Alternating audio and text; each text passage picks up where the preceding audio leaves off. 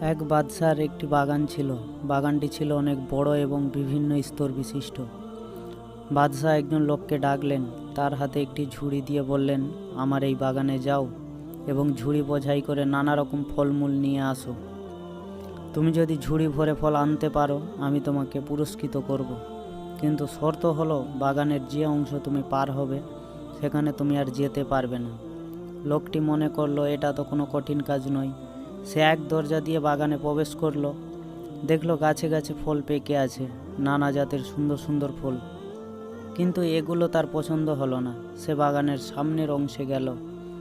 এখানকার ফলগুলো তার কিছুটা পছন্দ হলো, কিন্তু সে ভাবলো আচ্ছা থাক, সামনের অংশে গিয়ে দেখি, সেখানে হয়তো আরও উন্নত ফল পাবো, সেখান থেকেই ফল নিয়ে ঝুড়ি ভরবো। সে সামনে এসে পরের অংশে এসে অনেক উন্নত মানের ফল পেল। এখানে সে তার মনে হলো এখান থেকে কিছু ফল ছিঁড়ে নিই, কিন্তু পরক্ষণে ভাবতে লাগলো সে সবচেয়ে ভালো ফলই ঝুড়িতে নেবে। তাই সে সামনে এগিয়ে বাগানের সর্বশেষ অংশে প্রবেশ করলো। সে সেখানে এসে দেখলো ফলের কোনো চিহ্নই নেই। অতএব সে আফসোস করতে লাগলো আর বলতে লাগলো, হাই, আমি যদি বাগানে ঢুকেই ফল সংগ্রহ করতাম তাহলে আমার ঝুড়ি এখন খালি থাকতো না। আমি এখন বাদশাকে কি করে মুখ দেখাবো? ঝুড়ি সহ বাগানে প্রবেশকারী লোকটির সাথে আমলনামা সহ দুনিয়ার বাগানে প্রবেশকারী তোমাকে তুলনা করা যায়। তোমাকে নেক কাজের ফল ছিঁড়তে বলা হয়েছে, কিন্তু তুমি প্রতিদিনই ভাবো আগামী কাল থেকে ফল ছেঁড়া আরম্ভ করব। আগামী দিন করতে করতে তোমার জীবনে আর আগামী দিন আসবে না। এভাবেই তুমি শূন্য হাতে আল্লাহর সামনে হাজির হবে।